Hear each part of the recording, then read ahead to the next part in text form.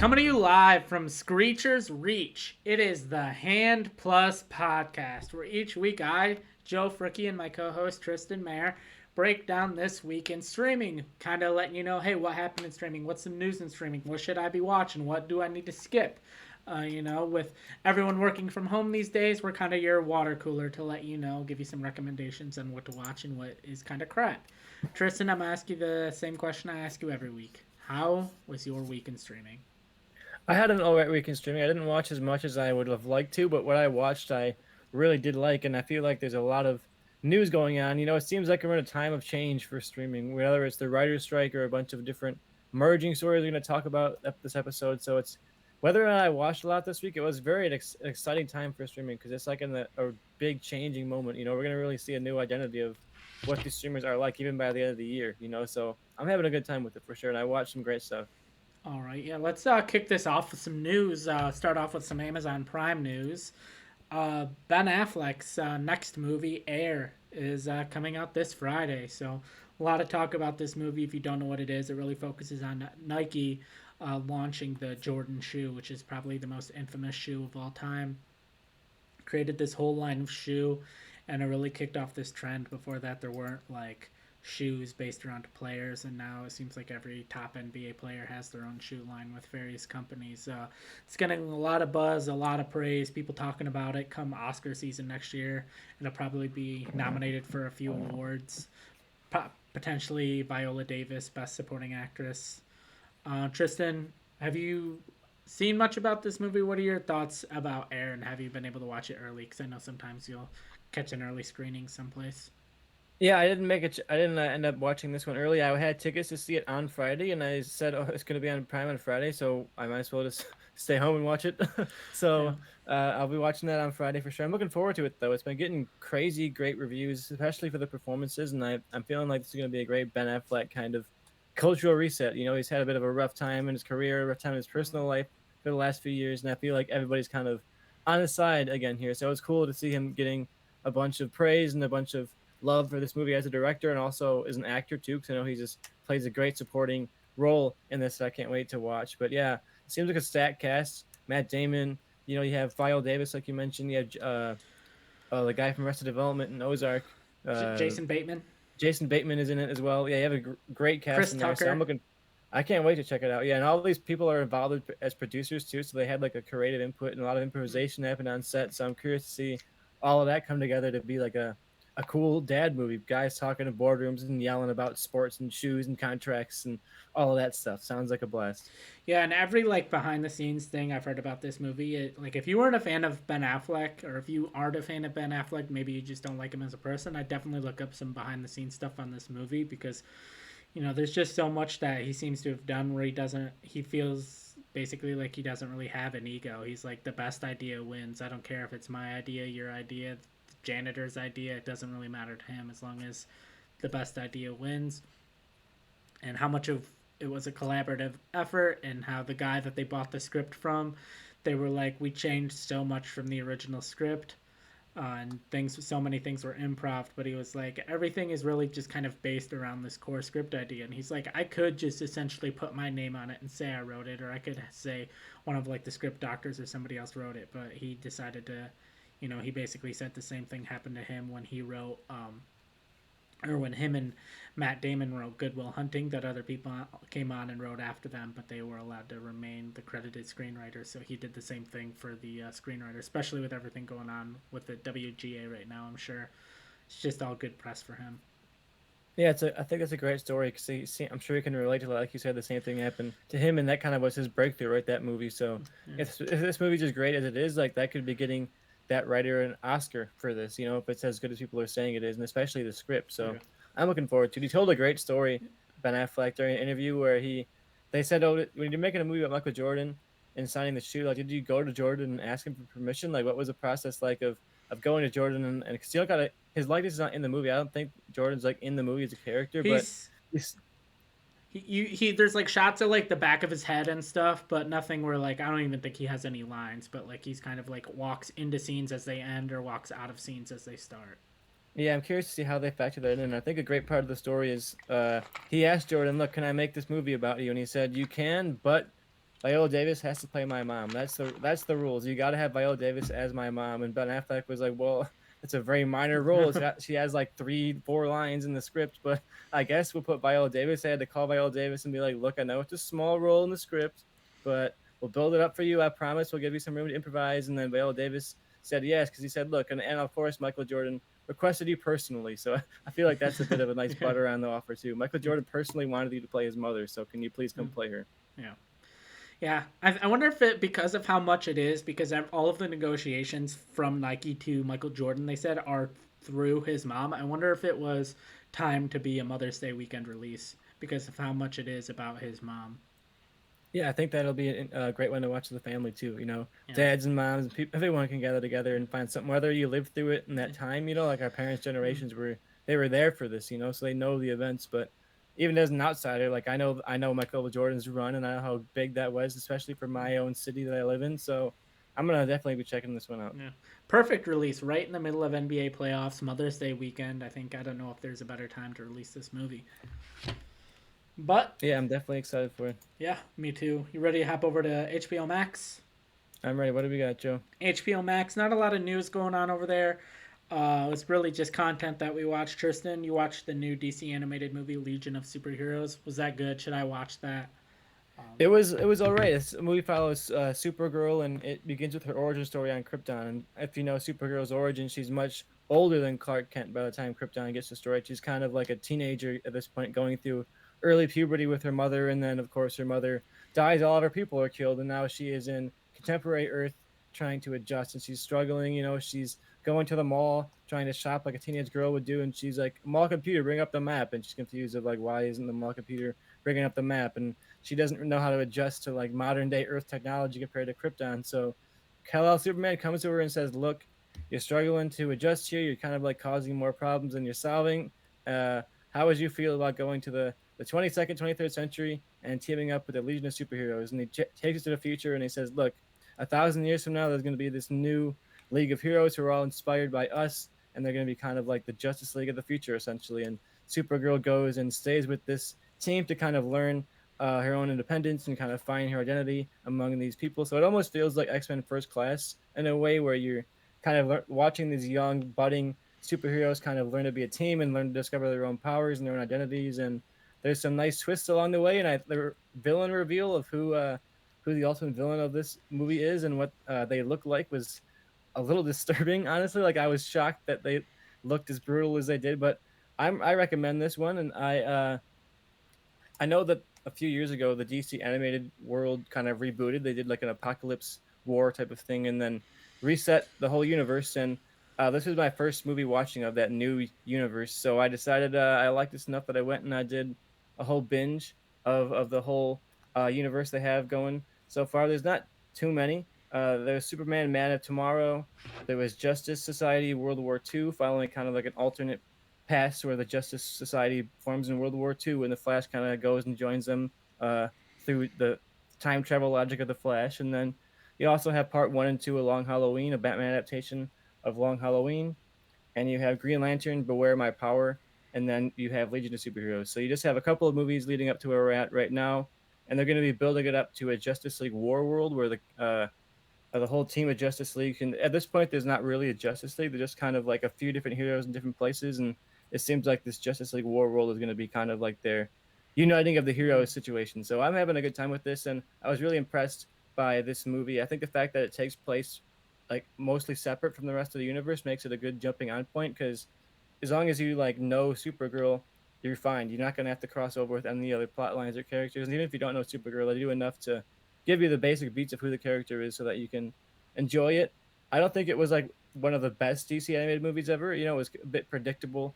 There's a character that turns out to be a bad guy, and then within 4 seconds of meeting him, you're like, oh, that's the bad guy, obviously. And then they Yeah, reveal it like it's a yeah, twist, and you're sitting there like, well, yeah, I figured that out from scene yeah. one of the movie, you know. But yeah, I liked it. Um, I watched it mostly because of Supergirl, and I want to get kind of a little taste of Supergirl going into the Flash. But it inspired me enough to go watch the whole rest of this whole universe on HBO Max, all streaming on HBO Max. So check out the whole run. Some of them are better than others, but this is one of the better ones. Yeah. All right. Yeah, I watched a lot of the old stuff, especially when it was tied into the same universe as like the DC animated universe and a lot of those older movies. I haven't really been keeping up and watch any of the newer ones. Do you think it's like on par with the same quality? Do you think it's a little bit less quality but still decent?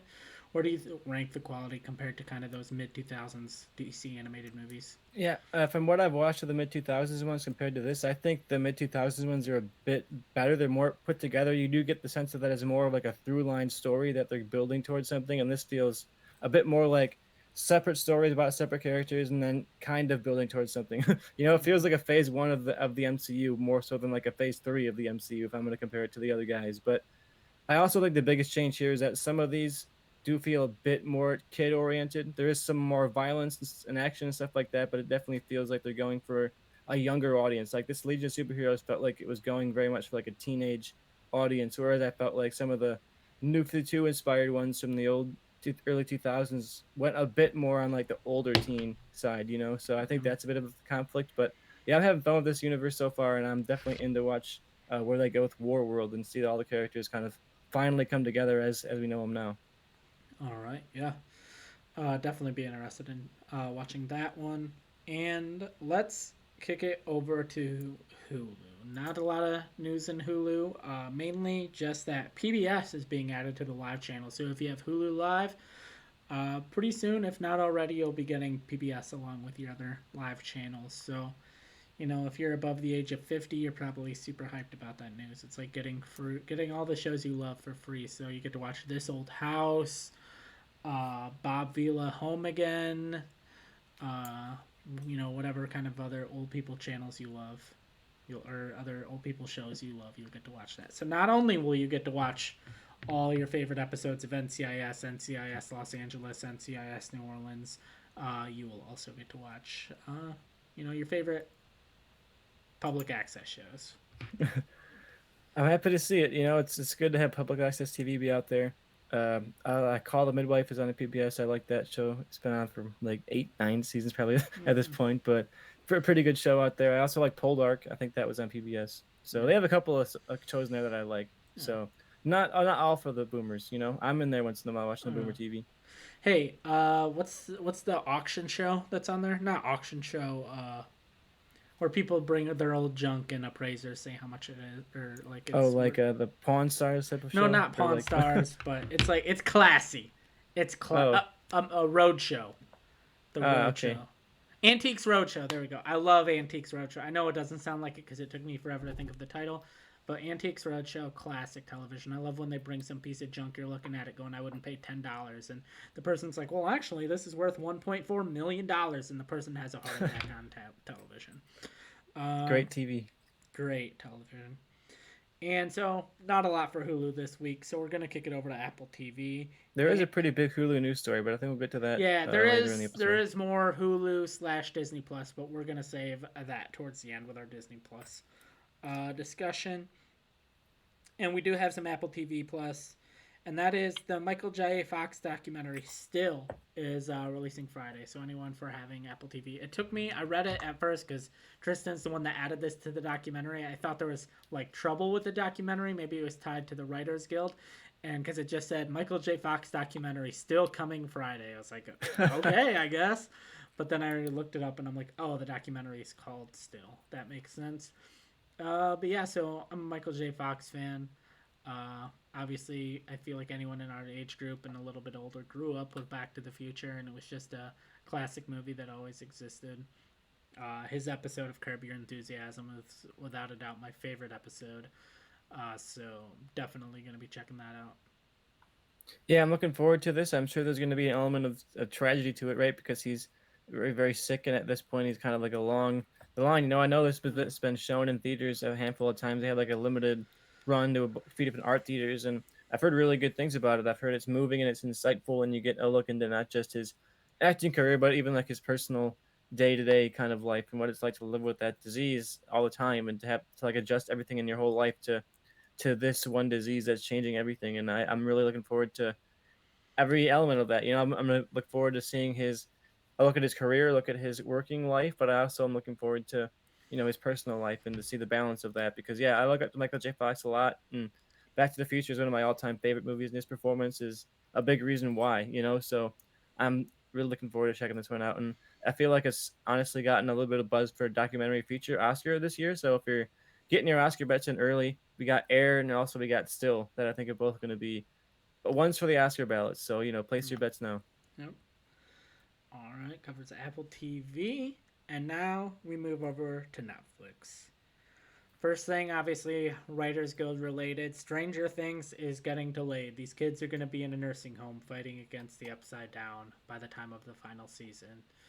Um, Tristan, any major thoughts on this? I'll be honest, I don't think I've watched the last few seasons just because I don't like how Netflix release model is, where they're like, oh, here's a whole season. Also, the episode, there's 8 episodes. They're also 2 hours long. And it feels like by the time I'm able to catch up, it's just long gone. No one cares about it anymore. I think it's really hurting Stranger Things because I think they have like the weekend and maybe the next weekend as people are catching up where it's in the news and then it's immediately gone and you don't think about it anymore. I think if they did, especially with these 2 hours, if they were like, hey, every Friday, September through October, a new episode of Stranger Things is going to drop, I think they would dominate the news cycle because it would build and people would talk about it and people would feel like they had time to watch the episodes. But I think this definitely hurts, and I hear this news and I don't care, and it's crazy for someone who just I've loved all of the seasons I've watched. I love season 1, season 2, season 3, uh, but like season 4 I didn't watch. I don't even know how many seasons are out, and I Yeah, think a lot of people feel the same way. I love the most recent season, but I don't blame you at all for feeling that way because the lengthy episodes turned me off, and it really took me a while to get to it. And yeah, by the time I had finished it, it felt like no one was talking about it anymore, and all of the interesting discourse was long gone. So you feel Mm, like you're missing out more so than enjoying the show. And I feel like that's going to be Netflix's downfall. We're going to talk later on a bit about how like is this streaming world maintainable at this point financially and just like culturally? And I think Netflix would have a much better time if they were releasing stuff weekly, especially if they're going to do like the 2 hour episodes, like 3 hour episodes. But why not make it feel like you're dropping a movie every week for Stranger Things, right? Especially when you're going into the final season here. yeah, Like, it would be epic if every week you're getting a movie of Stranger Things, or maybe even every other week, if they really wanted to make it last, especially with the delay here and a bunch of content being pushed back because of the writer's strike. I could see them, like if I'm Netflix, I would definitely be going that route for the final season. At least 2 episodes a week, something like that. Some kind of way to stretch it out because it's your biggest hit by a mile, and you don't want to just drop that and go. yeah. Because if they dropped it Friday night, Friday nights every Friday night they dropped an episode. I feel like people would have the time because you essentially have until Monday to watch that episode, and people will, have that time. But like you said, when you're dropping 8 2-hour episodes, like you just look at that and it just feels so daunting, and you're like, I don't have time for this. Yeah, I think it's notable that Stranger Things is not even close to the only show that's been affected by the writer's strike and gotten itself shut down. Cobra Kai for Netflix is also, they were in the writing stage, and of course they aren't writing anymore. Abbott Elementary season 3 was also shut down. Uh, American Horror Story, of course, Big Mouth, they're in their final season, but not right now because the writer's room is not writing the episodes. And I think the biggest one for us personally is Andor season 2 has a bit of a shakeup going on. Yeah, I was Tony talking about Gilroy has stepped away from the project despite the fact that it's in production right now and shooting, so they have no head on their beast right now. yeah, It makes me very nervous about the second season of Andor. yeah, But uh, I think this is not the only show that's going to be facing delays, and thankfully it's a big enough show that it's going to be delayed, not a cancellation. But we might be seeing some other shows getting themselves canceled, and yeah, I can't wait to see these kids play teenagers when they're like 45. By the time they shoot these yeah. seasons. So Like I know on CBS, this isn't really streaming related, but SWAT originally got canceled, and now it's been renewed for a seventh and final season. And I almost wonder if that's writer strike related because they know they can bring in, people to cross the picket line for a show that I've not seen a single episode of, but I gotta imagine SWAT on CBS, the episodes mostly just write themselves, and so they're like, you know what, we can actually make this show and just continue it, and hopefully this will help get us through the writer strike. yeah, I'm really curious because yeah, you scroll down the list right now of shows that are affected, and there's just so many on so many various levels. Like Severance season 2, the first season was a huge awards hit, and now the second season is in chaos. It was already in chaos before the writer's strike, and now there's a writer's strike. So are they even going to be able to get this show done at all? That's my question: is does Severance come back for a season two at all at this point? And that's the question on a lot of these shows' minds, right? Because Stranger Things is a big headline, but I'm looking at a big long list right now of shows. Yeah, I think a lot of shows are going to wind up canceled depending on how long this writer strike goes. Yeah, and we're looking at they're only a couple of days out from the Actors Guild negotiation deadline, so we might be seeing the Acting Guild SAG going on strike sooner than later. And a few weeks after that, the producers, or a few months after that, the Producers Guild is going to be in for debates too. So we might see a huge scale shutdown across all Hollywood if this doesn't get sorted out soon. Yep. And from what the way the studios are talking about it, it seems like they're not interested in shutting it down anytime soon. They're not really caving on any of the big issues, so it doesn't seem like it's going to go away anytime soon. Nope. All right. So we talked about the news. You ready to talk about some content? Let's go. Finally, get us some content, Joe. Get us some of that tasty good content. All right. So the first one is a show my fiance's been binging all since basically last week, and that is Queen Charlotte: A Bridgerton Story. If you're a fan of Bridgerton, this is a spinoff focusing purely on Queen Charlotte. I never really watched Bridgerton. I didn't watch Queen Charlotte. I don't know how this necessarily relates to Bridgerton. Tristan, you watched it though. Is this as good as Bridgerton? Is it gonna follow the hype of Bridgerton, or is this just gonna be a spinoff no one really cares about? Yeah, I mean, I love Bridgerton. I'm a big fan of Bridgerton and the tone and the kind of setting. I've mentioned that it feels like Game of Thrones meets Gossip Girl, where it has that Game of Thrones political intrigue, but it's also has that like ridiculous tongue in cheekness of a Gossip Girl kind of like teen drama. And this one is a prequel. It's set a couple decades, I want to say, before the show. It follows Queen Charlotte, the future Queen Charlotte, who's now just a young woman trying to find love and move her way up politically, and she's fallen in love with and trying to blossom a relationship with a young soon to be King George. So the I think what makes this show fascinating is that it's historical in setting in some context, but it's also very much fiction. And it starts out from the very first scene with a voiceover telling you, like, look, this is not a history lesson.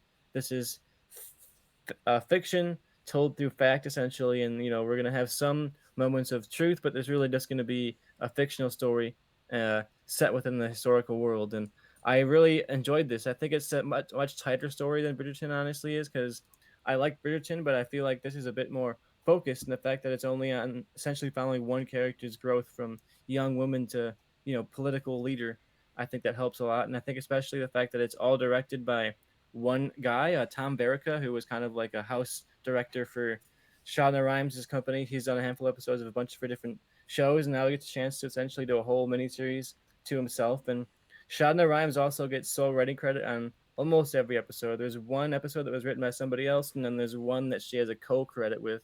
But I think that makes it feel very unified, and I liked it a lot. I think something I really appreciated was the portrayal of King George too, because we know King George is the Mad King. We know him as someone who struggled with mental illness and some kind of like psychological problems in his life. And the second season of Bridgerton brings him in as kind of like an older man who's on the verge of death, and you kind of get this sympathetic portrayal of him, where you like see this man who was a great leader in at least in prestige, but is falling apart and barely able to function. And this shows him at his youth when he's kind of just starting to have those symptoms pop up and just starting to see those problems in his life. And you get to see what the barbaric ancient treatments were like for somebody who has mental illness and somebody who has some kind of disease that they can't understand. When you get kind of like that witch doctor experimentation kind of scene where they're doing all these unspeakable things to young King George to try and straighten him up and make him the traditional royal. And this kind of goes into the whole thing is that there's no traditional definition of what a royal really is. Queen Charlotte,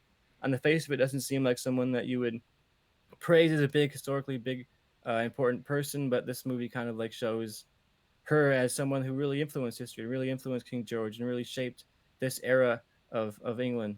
So whether that's true or not, I feel like it's a good perspective. The people who were behind the scenes, the women who were kind of overshadowed by their husbands in the history books, could be the ones who are really kind of making the things happen. And if you're a fan of Bridgerton, I don't see why you wouldn't like this. Is a bit more serious and a bit more kind of like separate from Bridgerton, but you do get some great appearances from young versions of characters we know, and you get some appearances from older versions too, because it's kind of like a layer where the older Charlotte is sort of telling the story to you. So you get scenes of her as an older woman, as we know her from Bridgerton, and they're kind of continuing the Bridgerton timeline.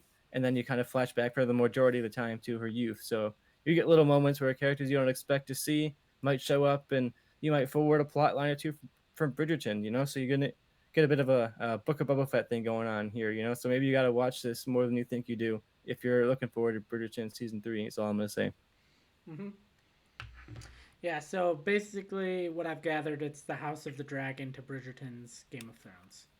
Yeah, and I think that's definitely true. And I think the fact that it's also that because you can watch it by itself and still get a lot out of it. You're not going to get 100% of it, but you're going to get like 90%, So I think if you haven't watched Bridgerton yet and for some reason this intrigues you more than Bridgerton does, I definitely recommend checking it out. All right, you know my taste well enough. My fiance keeps trying to get me to watch Queen Charlotte. Should I watch Queen Charlotte? I Knowing think me. you'll enjoy it. You're not going to be on the same level as me where you're going to be like invested in the characters as much as I am, but I think it's a good, tight, contained story, and I think the historical stuff will interest you, and I think the King George stuff will interest you, and like there's this core romance that I think is really enjoyable, especially because from history like they do where they do end up. So you get kind of like, oh, are they, will they, won't they? But we know that they will. Yeah. you know. Yeah. All right, and then also on Netflix, you watch the classic George Lucas movie. The movie that inspired generations of filmmakers, and that movie is American Graffiti. Was this a first time watch for you, a rewatch for you? It was a rewatch, but it's been like a really, really, really long time since I've seen it. I watched it back when I was getting in my true hype days of Star Wars, and I was like, oh, George Lucas directed this. I've got to watch it. And I remember when I watched it as a young kid thinking it was okay, but I wasn't really super blown away by it. I wasn't one that I felt like coming back and watching or revisiting at any time.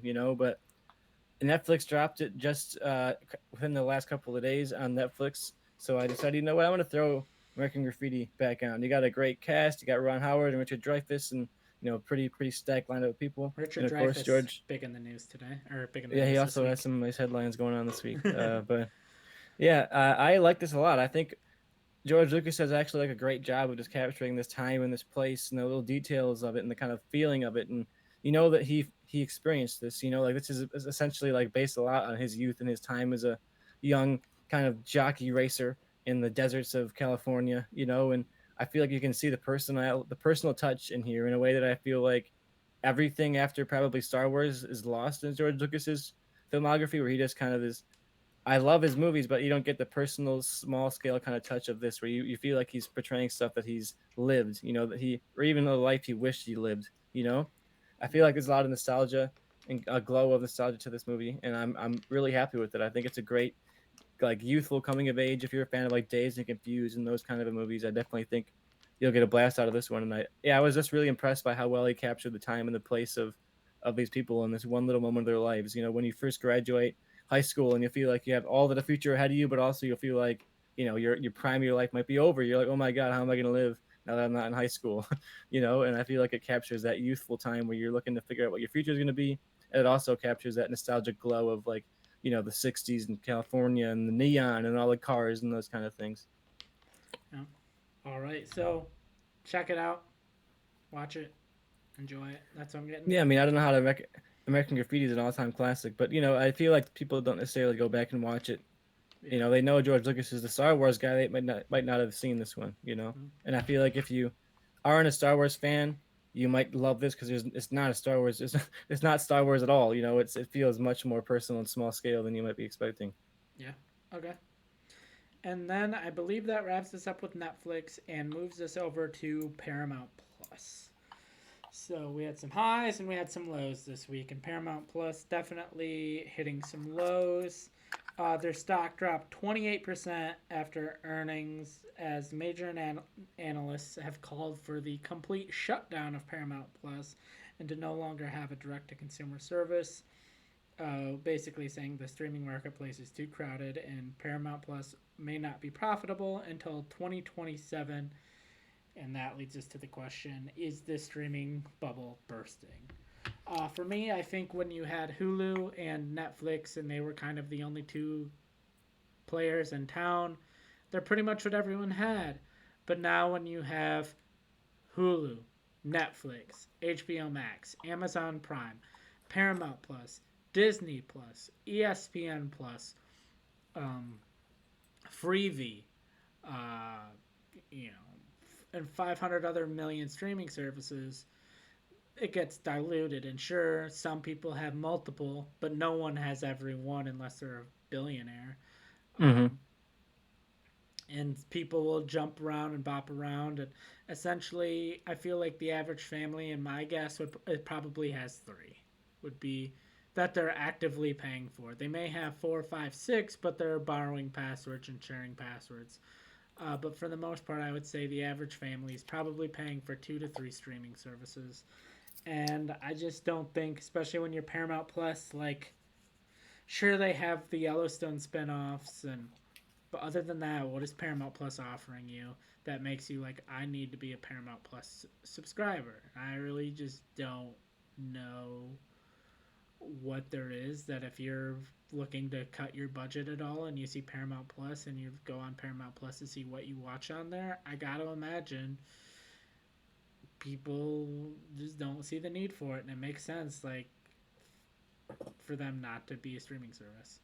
Yeah, for me, I think of a quote from I think it was this week or so. A different world of media.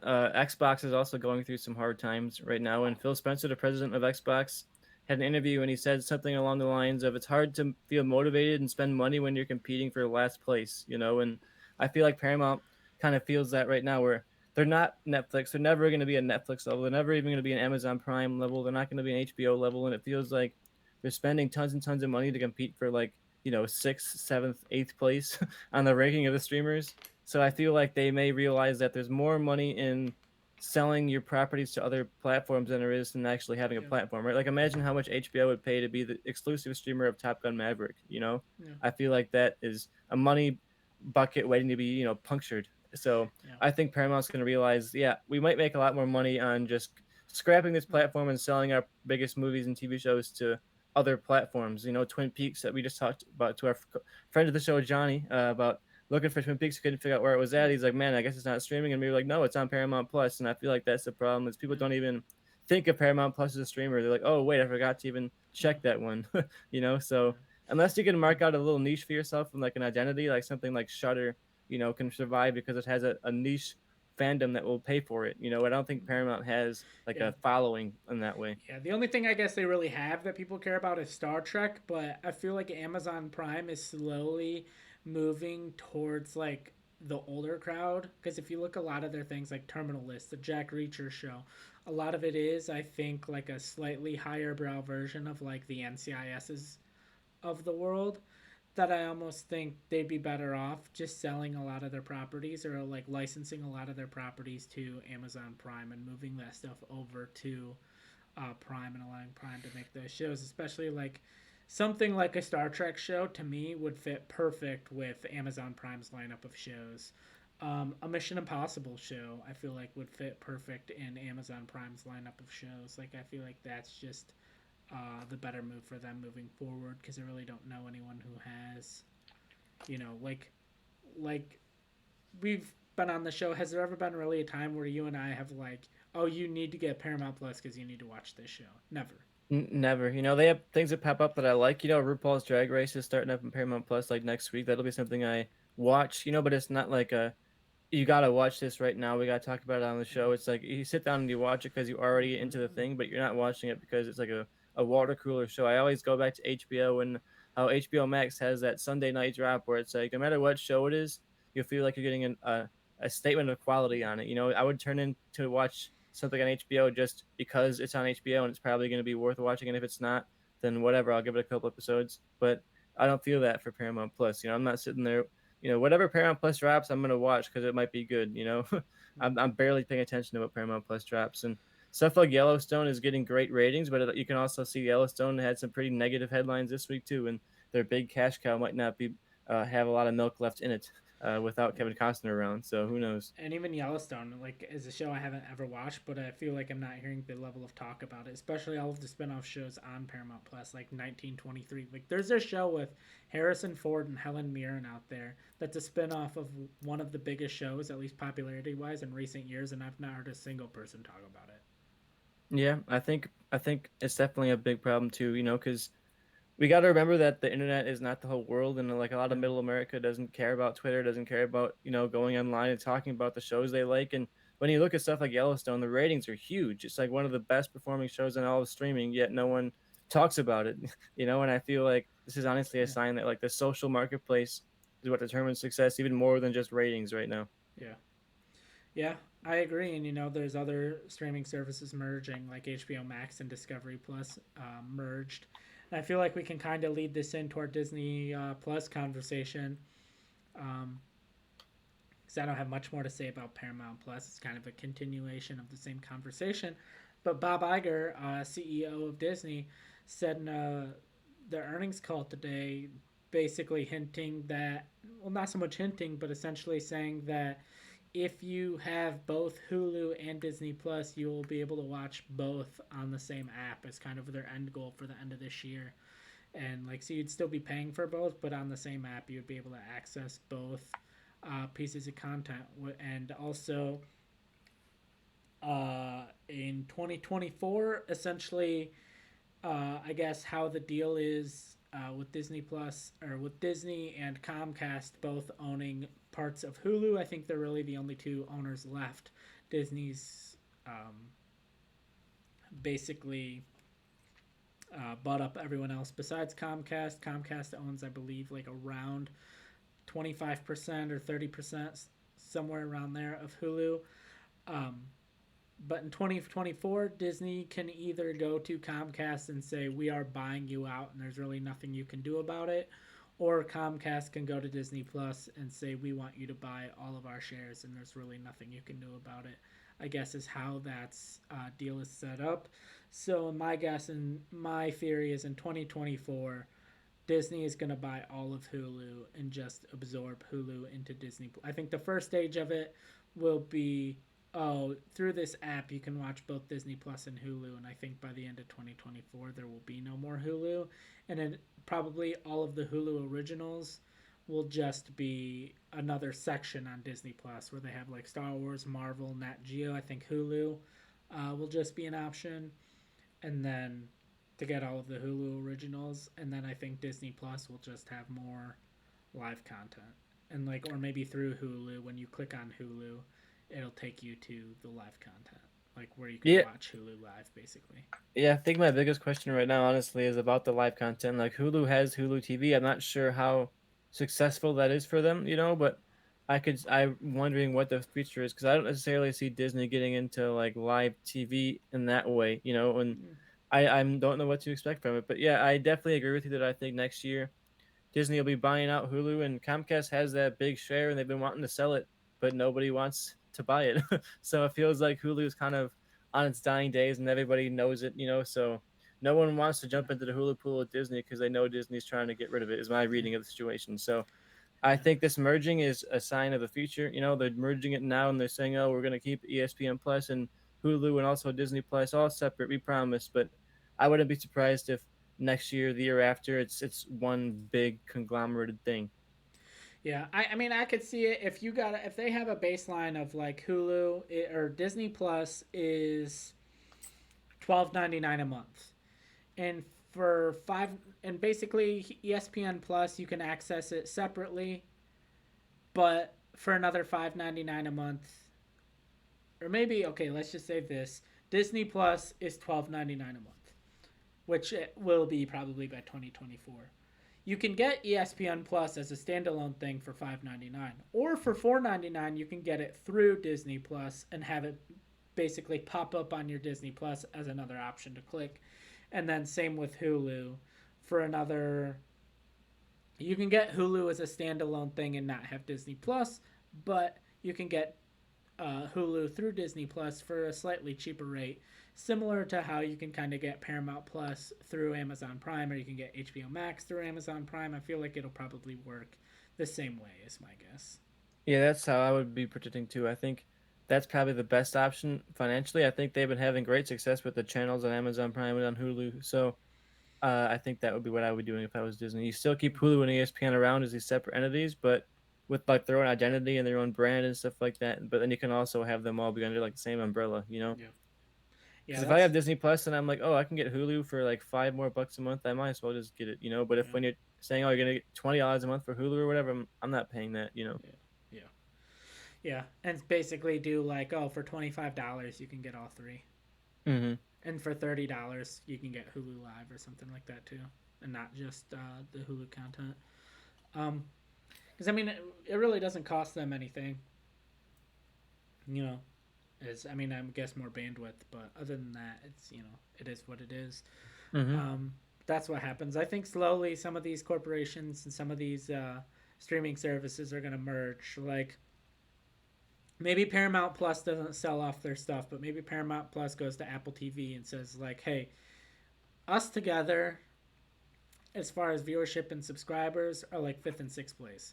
What if we just merge our services together, split everything 50-50, and we can bump Apple Paramount to third place?"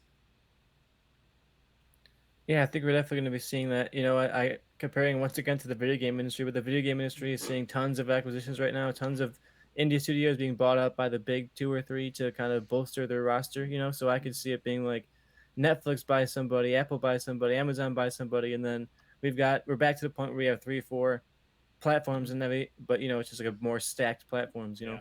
Yeah, yeah, yeah. I think that's probably the way it's going to go, um, with services merging, depending on how things, especially because outside of the services, Apple and Paramount aren't exactly competitors with each other. So I don't think there'd be like issues with them merging their services as far as feeling like they're competing in other areas.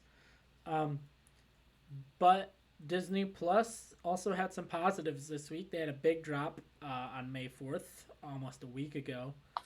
And that is season 2 of Star Wars Visions. If you don't know what Star Wars Visions is, they essentially, in season 1, it was all Japanese studios um, were allowed to do like their own take on Star Wars in the short film, animated short film. And for this one, they did studios from all across the world got to do their take on like an animated Star Wars short. It didn't have to be in the Star Wars canon. It could be like, oh, you're taking the imagery or the themes, or both the imagery and the themes, and kind of telling your own style. Maybe including characters from Star Wars, but pretty much it's all complete original characters. I love Vision season. Well, I don't say I love Vision season one. I think in season one there were 9 episodes. There were three I loved, three I liked, and three I'm never gonna watch again. And Visions, I thought started off strong. A lot of great episodes. Episodes I wasn't looking forward to, especially because I've seen a couple Wallace and Gromit movies, and they're not exactly my favorite. But the studio that makes Wallace and Gromit, they released a short, and I really like that one. And I was kind of going into it expecting that one to be the one I was gonna probably actively dislike, but I actually really enjoyed it. Tristan, you watched Star Wars Vision season 2. What did you think? What were some of your favorite episodes? What were some of your least favorite episodes? I thought this was a great season. I was concerned going in that when they step away from everything, because the first season was all Japanese animation studio, so it all had that kind of anime feel. There was different styles, but it all had that kind of unified theme of being anime inspired. And this one I was nervous because they opened it up to like the globe, you know. So you have animation studios like you mentioned that are the Wallace and Gromit studio, and people are not at all in the anime space. But I think that helped honestly. I think the visual variety of this is so impressive, and the stylistic variety is so cool. Like I love Vision season one even more than you did. I think because I'm just so happy to see Star Wars like in a new light. You know, see the iconography of Star Wars shown in different ways because I feel like Star Wars has gotten very samey. It's gotten kind of repetitive. You know, they bring back a lot of the same aliens, a lot of the same ships, a lot of the same everything, and this feels like even if it is the same ships and the same aliens in some ways, they're shown in such different light that I love watching it. You know, even some of the weaker episodes, I still kind of enjoy, especially because they're just nice little short stories. You kind of get in, you see this part of the world, you get into these characters, and then you get out. You know, I had a blast with the episode later, kind of like the middle of the series called "I Am Your Mother," where you had the one appearance, I believe, of the whole season from a known Star Wars character because they don't really have any known characters, and this is all pretty much original characters and original settings and stories. But yeah, you have Wedge Antilles.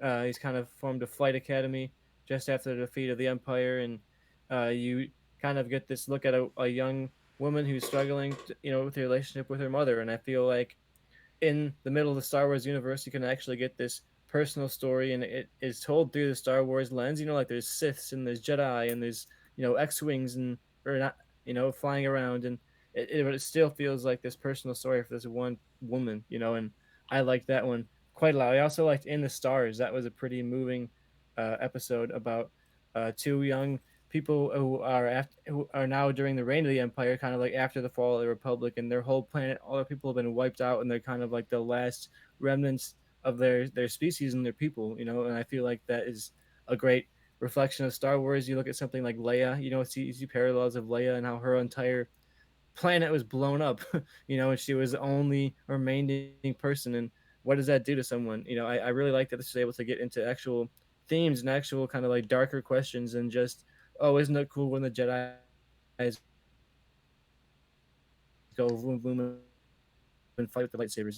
There is some of that in here too. There's plenty of great visual spectacle, but I also like that it was able to slow down a bit and actually take Star Wars and its themes a bit more seriously than I feel like some of the live action shows even have. Where the live action shows have been going down the goofier path and going down the lighter path, and this honestly feels like it's going down the darker path in a lot of ways. So yeah, I'm really excited for the next season of this. I hope they do, 100 seasons of this and go to all the other every animation studio they can find. Get anybody that wants to make a short, and bring back some of the great studios. Like I would love to see some of the people who made some of the best work in this season come back and make one for next season.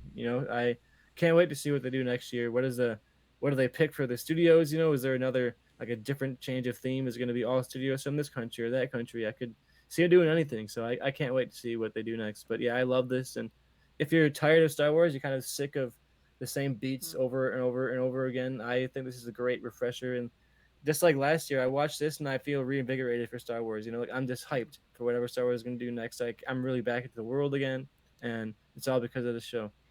How would you feel if they do one more season?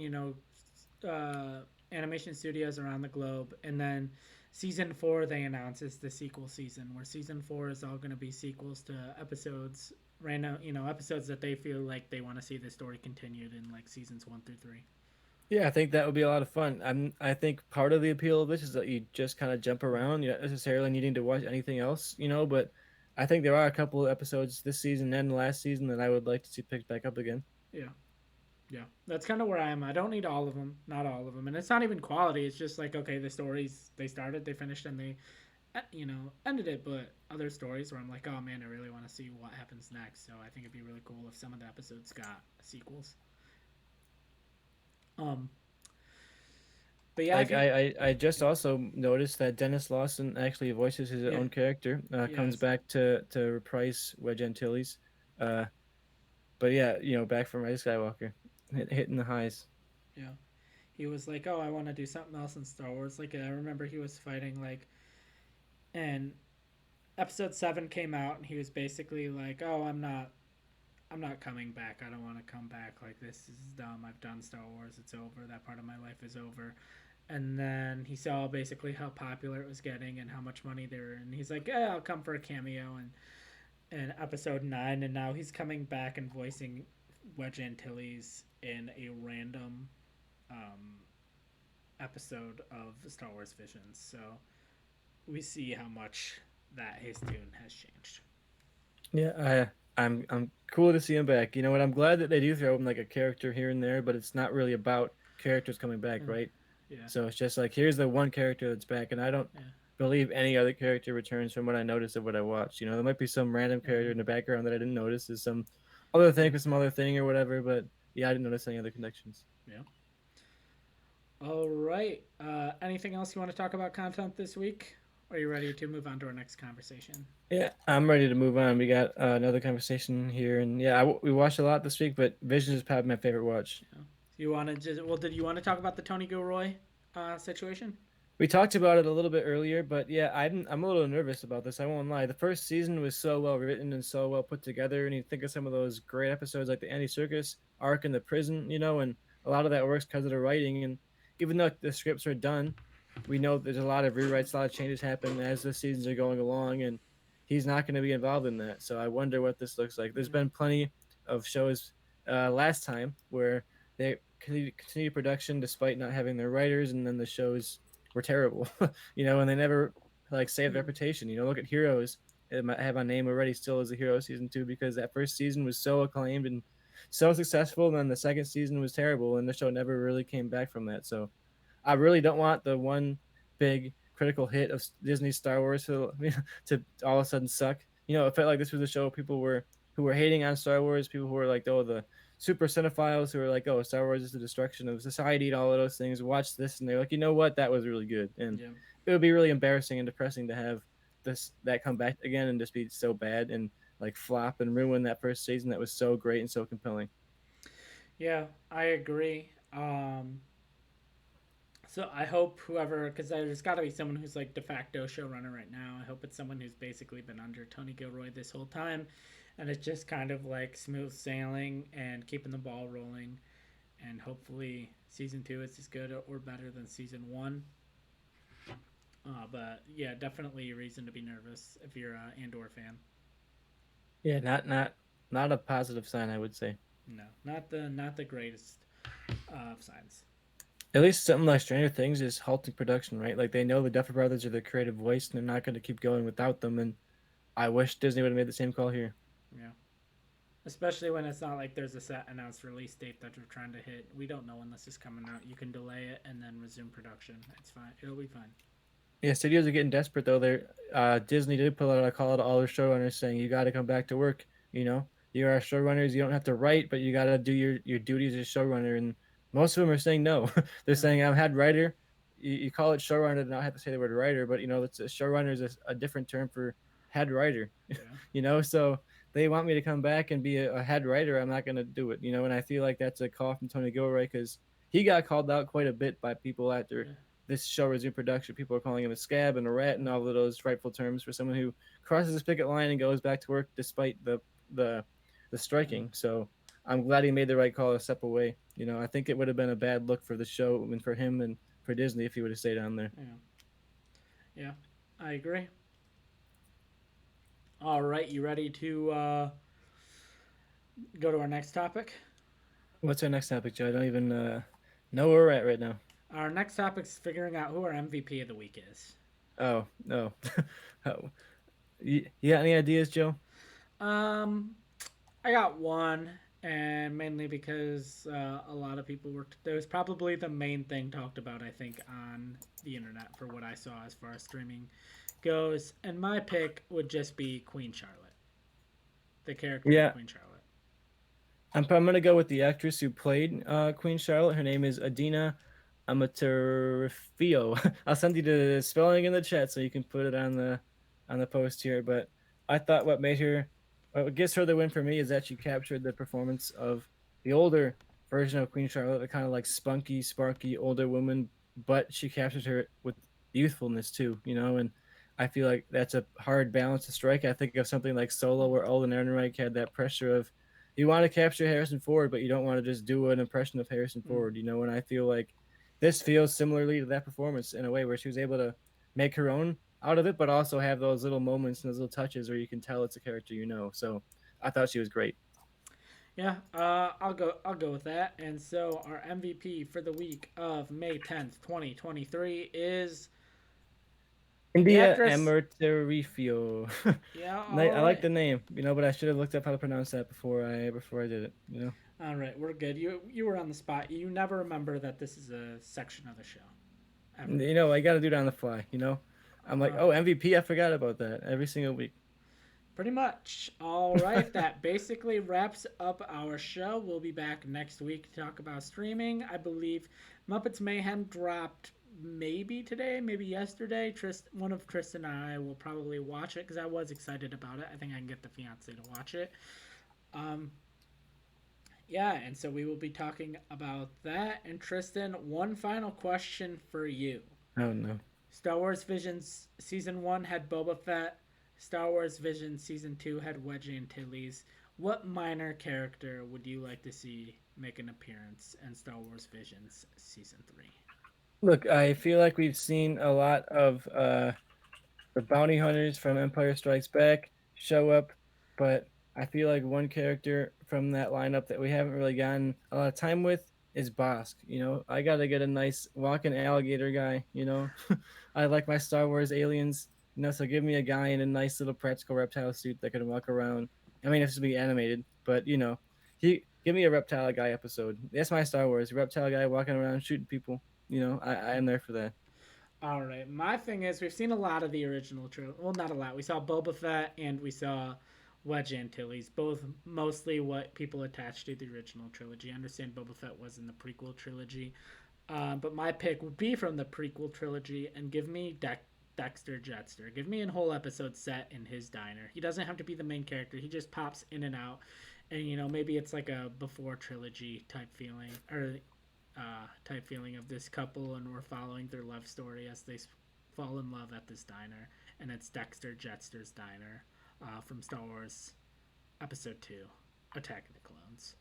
That's my pick. We'll, I like it, Joe. I'll be watching that for sure. we'll be back next week. And without further ado, goodbye.